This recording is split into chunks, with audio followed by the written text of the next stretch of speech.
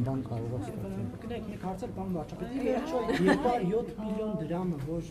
մինչև օգոստոսի 8-ը գաղտնի որոշումներով տրվել է ՀԿ-ներից մեկին, ինչ նպատակով է տրվել, իրենք ինչ են արել եւ արդյոք այս իրական Հայաստանի գաղափարախոսությունը, որ կա ընդհանրապես խոսում եք, իրենք են մշակել ձեզ։ Ոչ, իրենք իրական Հայաստանի գաղափարախոսությունը չեն մշակել։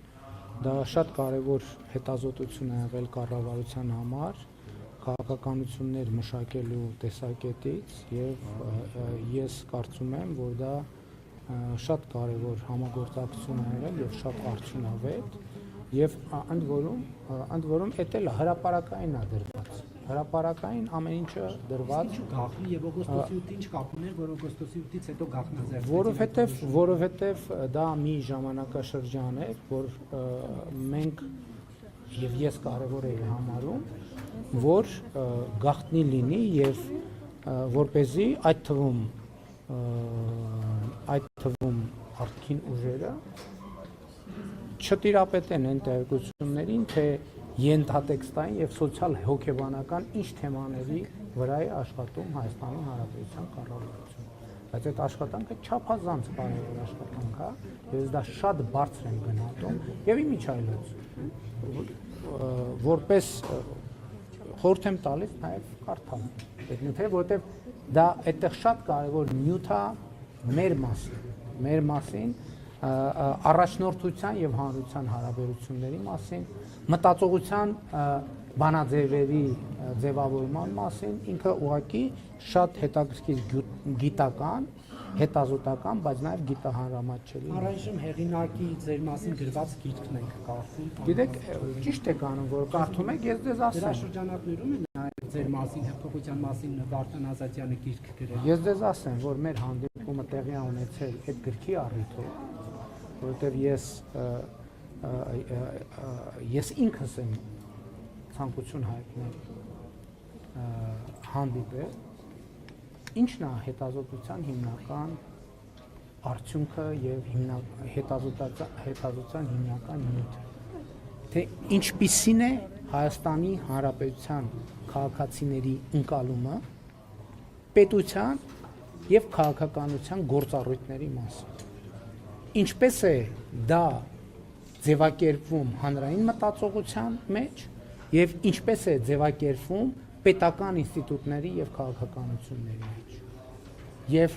այս տրամաբանությամբ այդ գիրքը, որովհետեւ միջև հիմա էլ շատ հնչում են հարցեր։ Հեղափոխությունը ինչի տեղի ունեցավ, ոնց տեղի ունեցավ եւ այլն։ Այդ գիրքը նախընթաց գիտական մոտեցում է, թե ինչու է Հայաստանում տեղի ունեցել հեղափոխություն եւ որ կարեւոր է ինչ նպատակով է տեղի ունեցել հեղափոխություն։ Մարդիկ ինչ նպատակ են ունեցել այդ հեղափոխությունը։ Ոչ, գիրքը չի ֆինանսավորել կառավարությունը, ընդհանրապես ասում եմ, խոսակցությունը սկսվել է այն ժամանակ,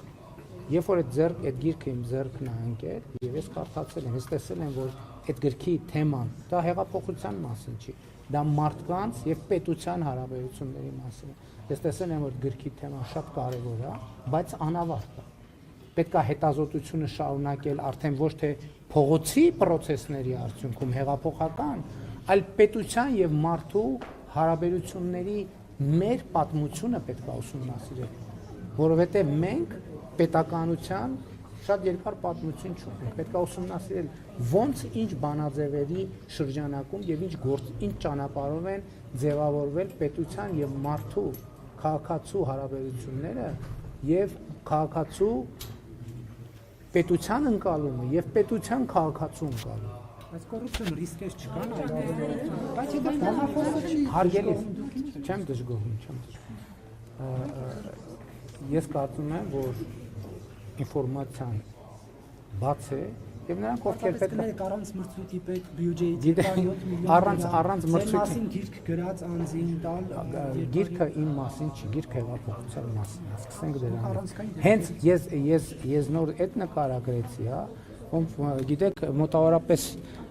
պատկեր ձեզ հետեւյալ ասեմ, այդ մրցույթների մասին այդ օրինակը ես բերում եմ, օրինակ, քաղաքական որոշումը կայացվում, որ պետք է ձեռք բերել Վան Գոգի նկարը օրինակ։ Եվ մրցույթ է հայտարարվում եւ այդ մրցույթում հաղթումը, ասենք, չգիտեմ, Ջեյմս Ռոբսոնը, որը բերում է իր նկարը ավելի էժան գնով տալիս է։ Հա, մրցույթը կայացավ, բայց նպատակը չկայացավ։ Նպատակը հենց այդ կետից հետազոտությունը զարգացնելն է եւ բերելն է այդ տրանսֆորմացիան, ընդդիմություն, հեղափոխություն, պետություն, կառավարում եւ այդ հարաբերությունների տրանսֆորմացիան, որովհետեւ այդ թվում այսօր իմ եւ Հայաստանի քաղաքացու հարաբերությունները այնպեսին չեն, ինչպեսին էին 2018 թվականի ապրիլին կամ մարտին։ Եվ այդ հարաբերությունները պետության եւ մարդու հարաբերությունները ես ձեզ ավելին ասեմ, պետք է մշտական հետազոտության թեմա լինի եւ մենք այդ հետազոտությունները նաեւ կշարունակենք։ Հիմա, քանի որ գաղտնիության անհրաժեշտությունը վերացել է եւ կա արդեն բազային նյութ, գուցե թե նաեւ մրցույթով։ Բայց մնացած հարցերը կարող են քննել ոչ մի Մամուլում տեղեկություն կա։ Հա, ներողություն եմ։ Սամվել Կարապետյանի եղբորորդու եւ փաստաբանի Ամստերդամի Թաքեր հետ հարցազրույցից հետո դուք հանձնարարել եք ձեր աշխատակազմին մեկ այլ հարցազրույց կազմակերպել ամերիկյան մեկ այլ հայտնի լրագրող հետ, որտեղ եկեղեցու դեմ այսպես սկսված այս գործողությունները շատ ծանր են տարել, այսինքն Միացյալ Նահանգներում հայտնի է դարձել, քանի որ լրագրողը շատ հայտնի է եւ իդեպ ասում են Թրամփի որդու Հայաստան չգալը չեղարկվել է հենց այդ հարցազրույցից հետո, ինչ կարող եք ասել, այդպիսի հանձնարարական կա, որպեսզի դուք ամերիկյան հայտնի լրագրողներից մեկի հետ փորձեք բարձրաբանել իրավիճակը։ Հարգելիներս, նախ սկսեմ նրանից, որ այսօր մենք բազմաթիվ միջազգային այդ թվում ամերիկյան լրագրողներից հարցազրույցի հայտեր ունենք, բայց ինչպես տեսնում ենք, նախընտրում ենք հարցազրույց տալ հայաստանցի լրագրողների։ Ես նկատի ունեմ, եթե ձեզ թվում է, թե պետության ղեկավարի համար մեծ բարդություն է միջազգային լրատվամիջոցներին հարցազրույց տալը, այդքան էլ ճիշտ չի ձեր պատկերացումը։ Ուղիղ հարցին ուղիղ պատասխանը։ Ոչ միայն չկա նման հանձնարարական, այլև չկա եկեղեցու դեմ արշավ, ինչպես դուք ինքներդ եք ասում, որովհետև ինչպես ես ասել եմ, Հայաստանի այդ ծառայելական Սուրբ եկեղեցի իմ սրբությունն է, իմ եկեղեցին է, ինչպես նաև այն մարդկանց, ովքեր մկրտված են Հայաստանի այդ ծառայելական Սուրբ։ Ինչու երեխաների հետ չգնում այդ ձեր ասած Սուրբ։ Գիտեք ինչ, իմ երեխաները նրանցից առնվազն մի քանիսը գնում եւ գնացել են այն պատարակներին, որտեղ տեսախցիկներ չկան, որովհետեւ նրանք նախընտրում են իրենց հոգեվոր կյանքը ապրել իրենց հոգեվոր կյանքի տրավմանության մեջ։ Մեկը գնում, մյուսը չի գնում եւ այլն եւ այդպես շարունակ։ Թրամփի որդու գիտեք մենք նման այցի վերաբերյալ հայտարարություն չենք արել, ով հայտարարություն արել է կողնայել բարձրաբան, որովհետև ինչպես ձեզ համար, այնպես էլ մեզ համար դա եղել է լրատվություն եւ ով որ այդ լրատվությունը տարածել է կողնա բարձրաբան։ Պարոն վարչապետ, անկլավեցիաների մասով դուք ասացիք, ձեր գրառումն էր, որ Արցախը պետք է եւ մյուս օկուպացված տարածքները պետք է վերադարձվեն։ Մյուս կողմից ասացիք, որ ես չեմ հասկանում, ասենք նախկին շրջանում ասում են, որ Հայաստանը չի պայքարում իր տարածքները վերադարձնելու համար, չէ, հիմա ուղղակի ձեր ուշադրությունն է հետաքրքիր է, երբ որ ասում ես, որ Հայաստանի ինքնիշխան տարածքները պետք է վերադարձվեն, պարզվում է, այդ էլ այնուամենայնիվ նրա մասին, որ ինչ-որ բան տալիս ես եւ այդպես չէ։ Այս ուղղակի որպես հետաքրքիր չեն կանելու, դրա համար էլ հիմա կասկածներ են առաջացել Արցախի հարցը վերել եք օրական վիցե-պրեմիեր եք 1991 թվականին Ալմաթայի հռչակագիրը եւ դրա հիման վրա Հայաստանը եւ Ադրբեջանը փոխադարձաբար ճանաչել են միմյանց տարածքային ամբողջականությունը եւ դա պետք է ի կատար ածվի։ Նաեւ ինչպես արդեն ձեր հարցինի պատասխանը դեռից եկեք ստեղելի հարցը։ Հեսա կլսեմ ձեզ։ Հա, ներողություն։ Ձեր հարցինի պատասխան օպտիմալացումների հնարավոր փոխանակումների սխեմաները նկարագրված են իրավական բարձրագույն ուժ ունեցող Հայաստանի եւ Ադրբեջանի սահմանազատման հանձնաժողովների համատեղ գործունեության կանոնակարգում։ Պարոն վարչապետ, նաև ասացիք, որ այս քննարկումը դեռ չկա սահմանազատման հանձնաժողովների միջև։ Ամեն դեպքում այդ որոշում ամեն դեպքում դեռ չկա։ Հիմա եթե բանը հասնի, որ այդ թեման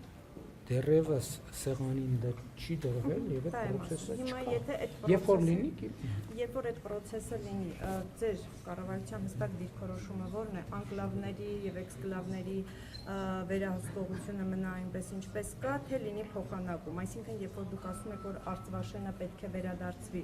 մենք կարող ենք արդեն հստակ սա անցալել որպես ազդակ, որ դուք կողմեք դրանց այսինքն հայկական առևտը վերադարձվի, իսկ ադրբեջանական այն անկլավները, որոնց մասին իրենք ասում են եւ դուք էլ եք ասում 91 թվականի քարտեզներով, դրանք էլ վերադարձվեն Ադրբեջանի, սա Հայաստանի դիրքորոշումն է։ Դուք կարող եք հստակ արձանագրել մի բան,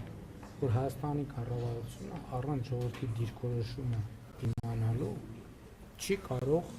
Արցվաշենը փոխանակել որևէ բանի։ Այսինքն մենք ոչ միայն Արցվաշենը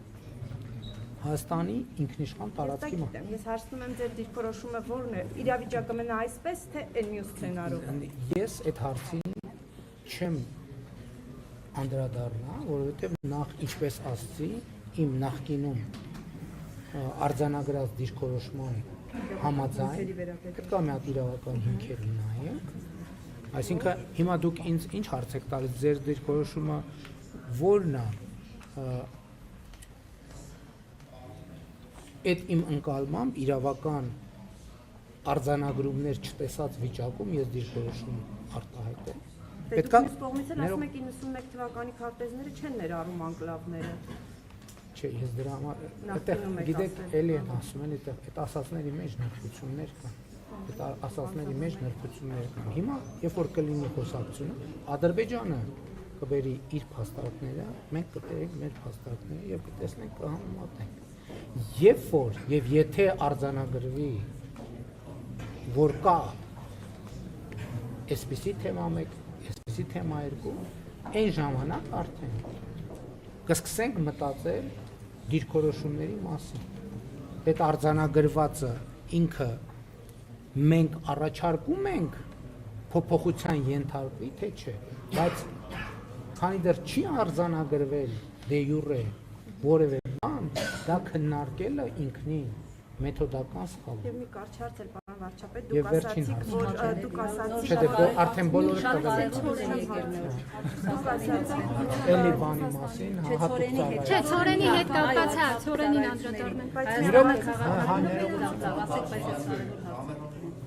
Պարոն վարչապետ, Բայց դուք ինչի՞ չեք մի քիչ լենց կանգնում, որ մեր օպերատորներին անդադ չեն կանգնում։ Դուք ասացիք, որ հեղափոխության օրերին Եվրամիության դեսպանների հետ հանդիպում է եղել։ Եվրամիության չէ, բոլոր դեսպանները։ Հայաստանում հավատարմագրված դեսպանների հետ հանդիպում է եղել եւ բոլոր դեսպանների եւ իրենք Ես հիմա չեմ կարող ասել բոլորն են մասնակցել թե չէ։ Ես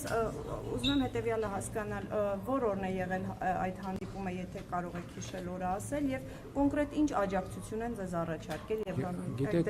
այդ հանդիպումը տեղի է ունեցել Մարիոտում, ես օրը չեմ կարող ասել, դա